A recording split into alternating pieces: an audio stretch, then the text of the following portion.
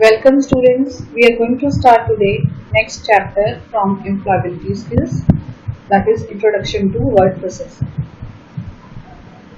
We have already started in our junior classes about word processor, so we'll begin with the basics of word processor and move towards the professional tools. So first of all, let's discuss the definition.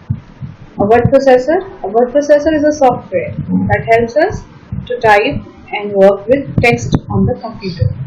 We can create, edit, modify, save and format a document like letters, memos, newsletters and save it in word processor for future use.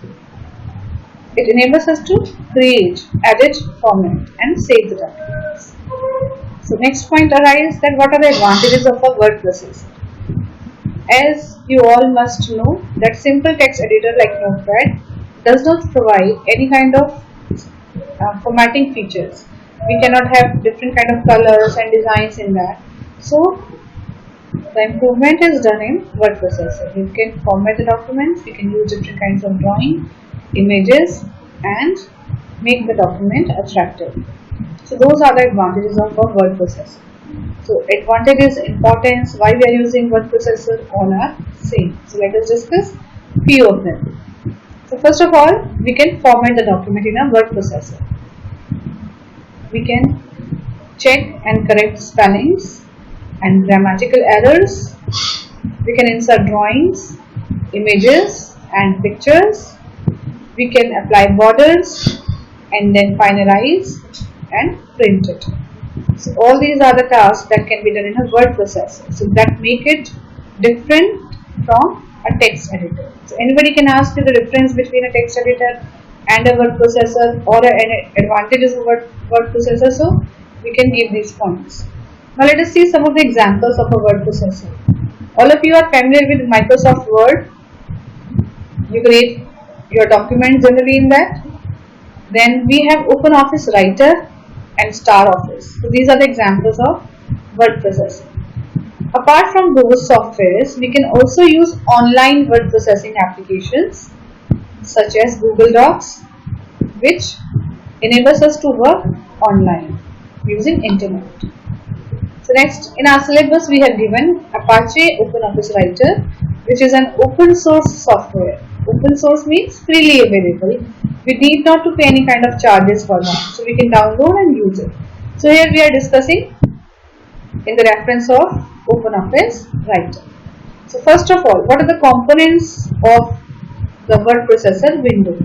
Components means parts which we use for different kind of processing. So here in this diagram, you can easily see we have different parts of a window, word processor window. First of all, and the topmost is title bar. Definition we will see later on. And below this title bar we have a menu bar which contains different kind of list of commands, and below that we have toolbar. So we have different kind of toolbars which have groups of different commands related to a simple task. So we have formatting toolbar, standard toolbar and many more. So next point is toolbar. And then you can easily see vertical ruler and horizontal ruler, which has some kind of scaling in it. So we need to measure our document, so we can use this ruler also. Next is status bar. Status bar is situated at the bottom of the window and it generally gives us information about the current processing that is going on in our window, like how many pages we have in our document.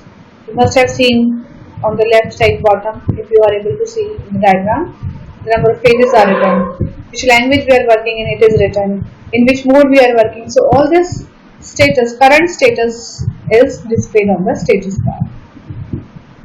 Then we have zoom control, which is used to zoom in and zoom out our document to increase the size for the view purpose of our document.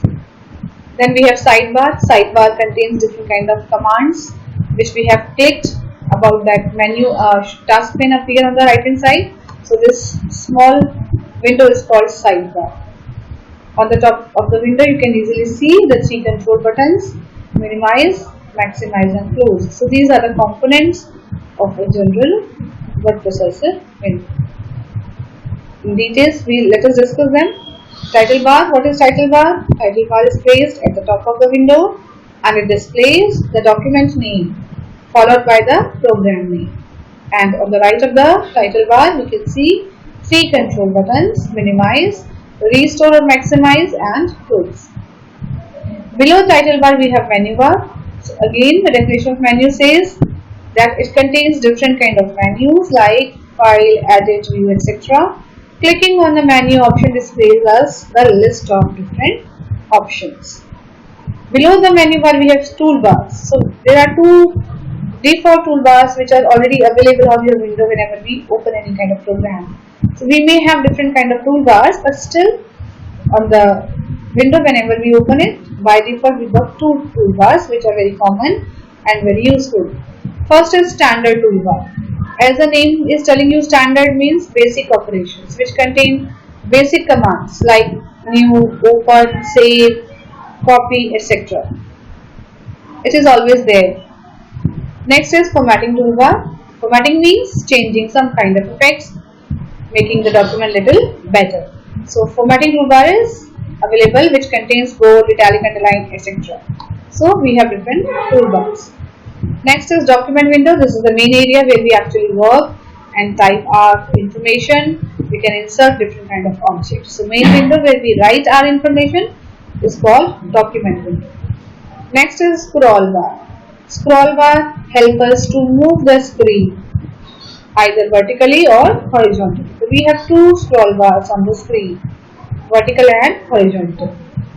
Next is ruler. As we already discussed, it helps us to scale different kind of measurements on the document like margins or the size of the pages.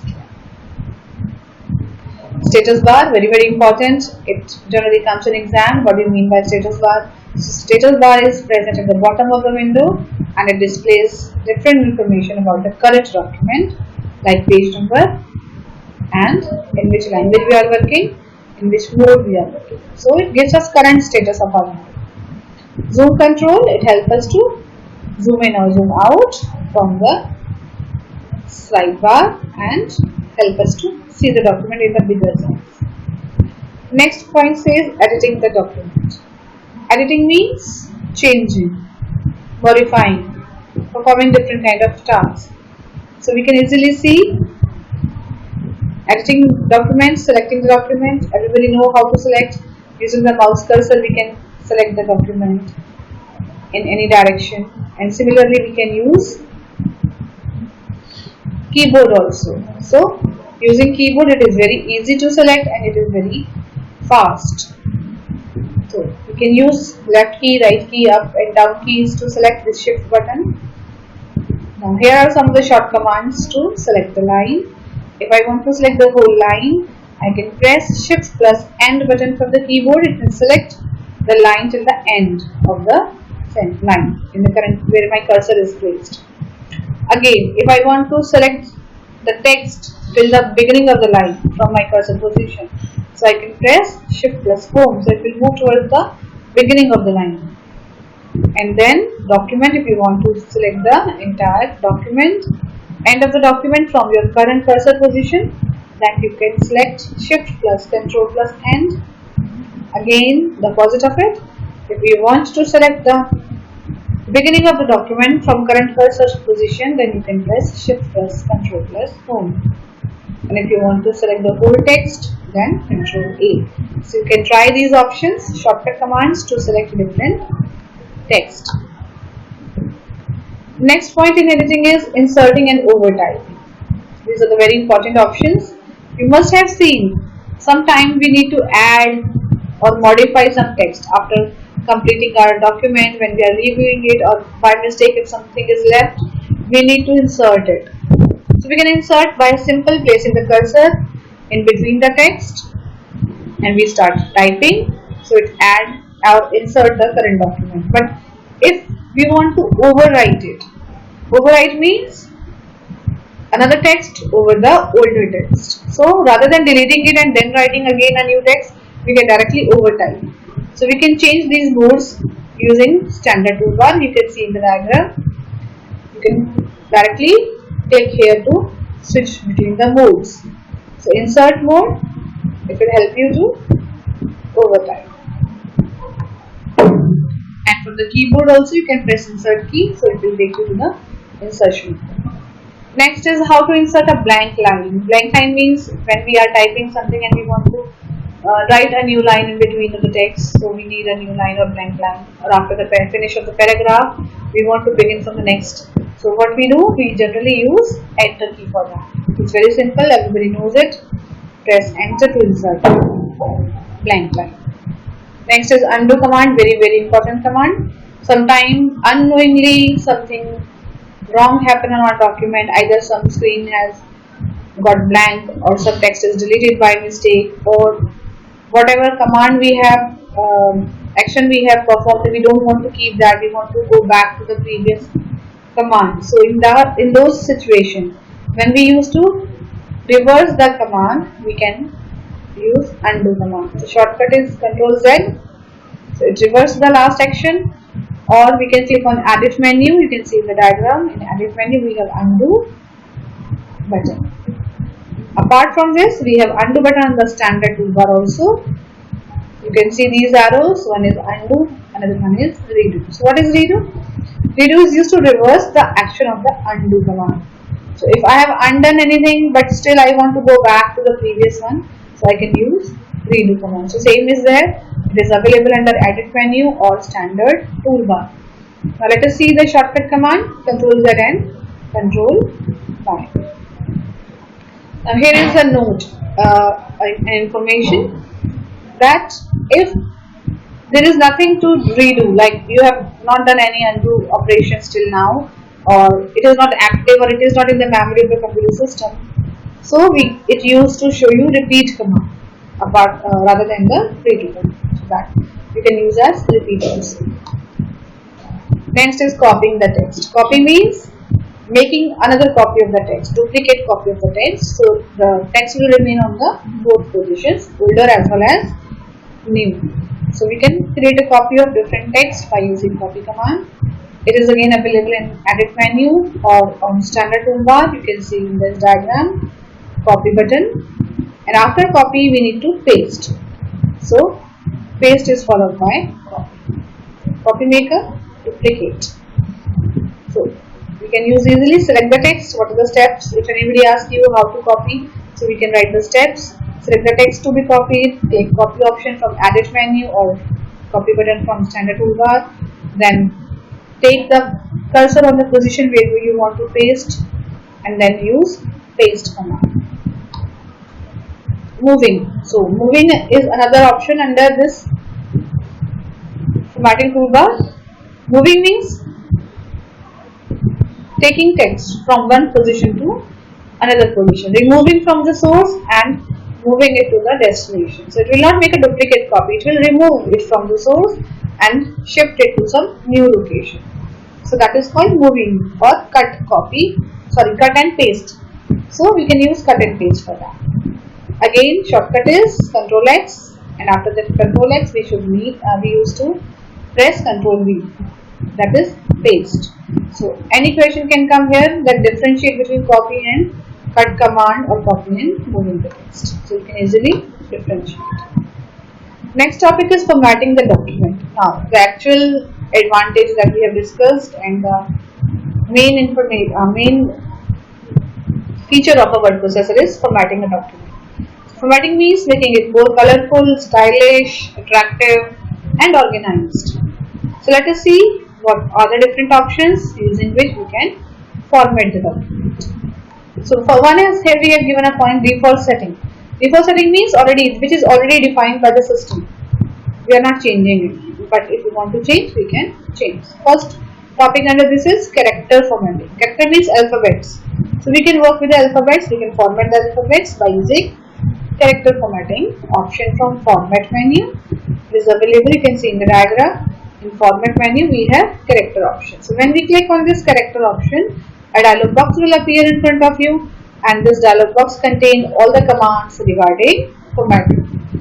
You can easily see in this diagram we have different kind of tabs: font, font effect, position, hyperlink and background. So we can use these tabs to see different kind of commands. So here we have selected font tab. Under font tab we have given three options. First is font. Font means style of writing. Typeface means to modify little after selecting the font. We can use it bold, italic or on a regular style. Then font size, it will increase the size of the text. So these are the formatting of the character under font tab. Next is position tab. So sometimes we need to have special effect on our characters. For example, to make the characters in superscript or subscript, or to change or rotate the text into several degrees. So you can apply these options, you can try these options and see what change comes in your text. So you can try this. So position means superscript and subscript and different scaling of the text. Superscript, as we know it in our general language, like power notations, like x raised power 2. So here 2 is in superscript. You must know, we have already studied in our junior classes. Subscript means when we are having any text in the base of another text. Like in scientific notations we use H2O. So here 2 is given on the base of H. So this is called, 2 is called here subscript. So we can change this kind of text in our document. So let us see the formatting toolbar here and some of the shortcuts for formatting the text. Here we have given formatting toolbar. Here we have given some of the options like font, font size, bold, italic, underline, and alignments. Different kinds of alignments are there. And if I want to change the color of the text, then I can use this button, text color button. If I want to highlight the text, then I can use this highlight button. Here are some shortcuts given. If I want to make any text into the bold format, I can use Ctrl V. Italic, I can use Ctrl I, and for underline I can use Ctrl U. Next option is highlighting text. Highlighting means giving the background color. As you do in your notebooks or while you are reading some text, you used to highlight the important points.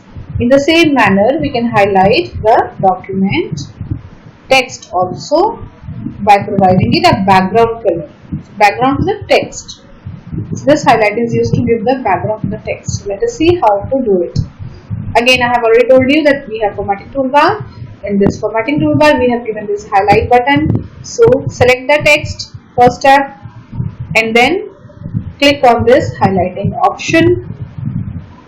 There is an arrow with this option. When you click on this arrow, a palette will appear in front of you, color palette, and you can select that color and that will be applied to your text. So this is highlighting the text.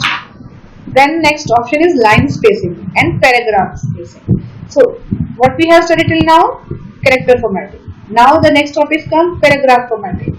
So again the option is same, format menu, but now we will click on paragraph option.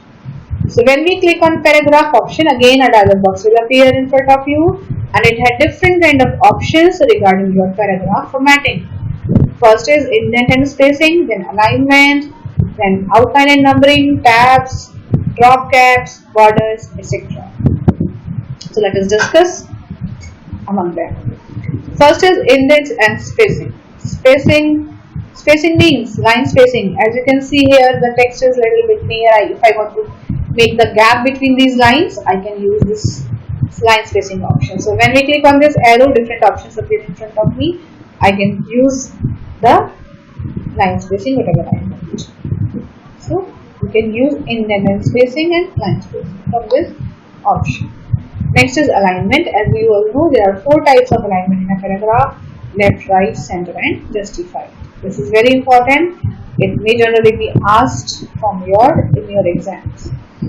So you must remember them. So either you can use paragraph option from format menu, or you can use the toolbar also. Here we have alignment option. Setting tabs. So tab is very important. Tab helps us to move the cursor from one position to another position whenever we need a large space or gap between the text. So rather than pressing space bar again and again and moving from one character by one character, I can use tab. It will move the cursor to a fixed position so that my text is aligned and properly distinct. So by default, the cursor is set on the 1.5 inch, and from where we can use it? We can use it either from the menu, as we've already seen in last option.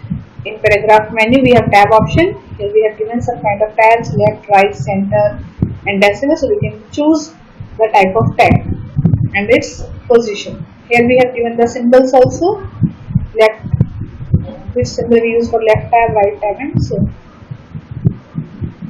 So if I want to change from the ruler, then I can click on this button. You can see here is a L symbol is printed here. Please, this is left tab. So when I click on this, it may change its position. It may change its symbol so that it can change the right tab to decimal tab and another tab.